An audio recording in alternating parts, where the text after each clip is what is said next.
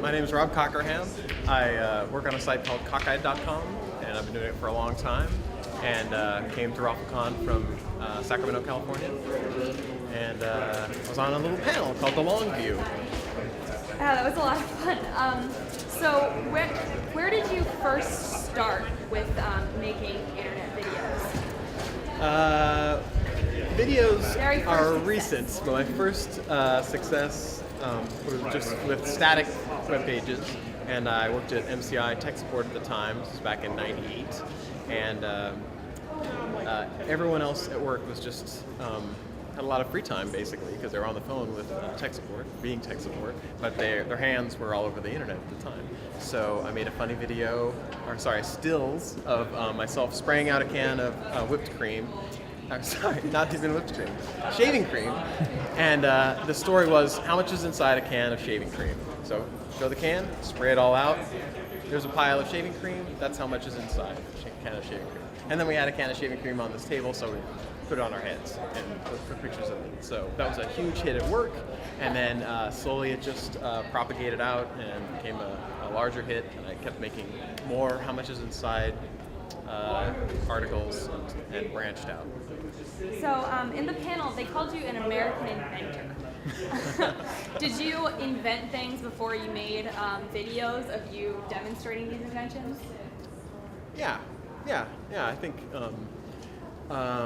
most kids will try building stuff, and they'll find that they don't have the right tools or the right raw materials to get started. So I think most people start by tearing things apart that don't work anymore and then trying to put them back together again, and that fails. So they take one component that still works and try to make something out of it. Here's a clock, I have a motor, I can make a little wheel turn around. I made a wheel. Maybe MIT kids. I tried to make a hang glider when I was young and jumped off a van, and that didn't work out very well. Do you have any specific examples of the kinds of inventions that's really you're proud of or that were really interesting at the time? Sure.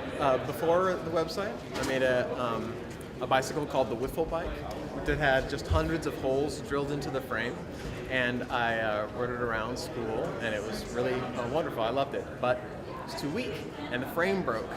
And so I brought it over to, at the time I was going to UC Santa Barbara, brought it over to UC Santa Barbara Engineering with a note that said, please fix my Wiffle bike, frame's too weak. So 2 days later I came back and the bike was still there, but someone had welded an I-beam on the broken part that was about this big and completely did not work anymore. But they fixed that bike and did a damn good job. So what was kind of the evolution to how you got to where you are? Well, I would say that I had a little success with one story and got tons of emails saying, oh, that's hilarious, you should do more of these.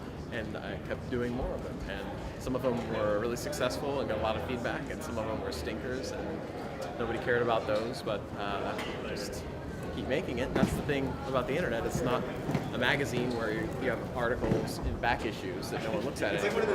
Someone can go back and look at everything that I've built. Just built this like big neighborhood of stuff. Here's this house of pranks, and here's this house of stuff that I've made, costumes, and here's experiments, and all the stuff just grows together. It doesn't have to be in the same vein. It just keeps going. So is there any kind of purpose that you have to all of this? I mean, things like exposing fraud, things like that. Do you have some political purpose here? No, I'm convinced that the best investigative reporting comes from when somebody just happens upon a scam that they recognize. And I think that a lot of people, when they see a scam that they recognize, they say, that's kind of an obvious scam. I didn't fall for that, and they step aside because it's obvious. But I think my strength is in taking a scam that I think is obvious and just spelling it out anyway, because it's not obvious to everybody. Somebody's being scammed by this. So I think the trick is to not look like a fool as you're showing a scam and how it works. That totally wasn't your question.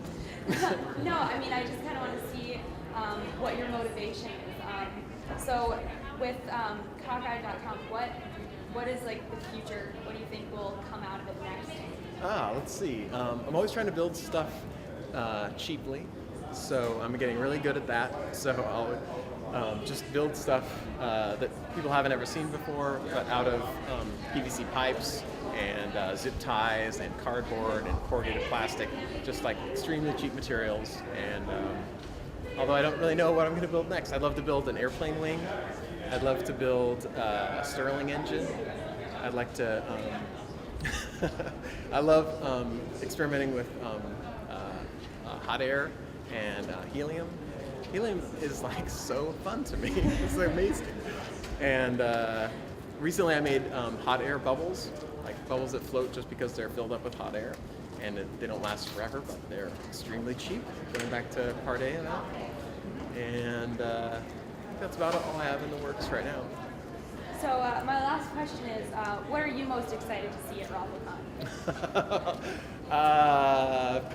Let's see, what am I most excited to see? Randall Monroe from XKCD. I hear that he's here. I have no idea what he looks like. I'm just familiar with his comics, and he is, I feel like, the most famous person here. And when I tell other people that I shook his hand, other people are going to be jealous of that fact. So I'm really excited about it. Well, I'm sure that there's a lot of people that are going to be jealous that I shook your hand. We'll see. Well, thank you very much for your time.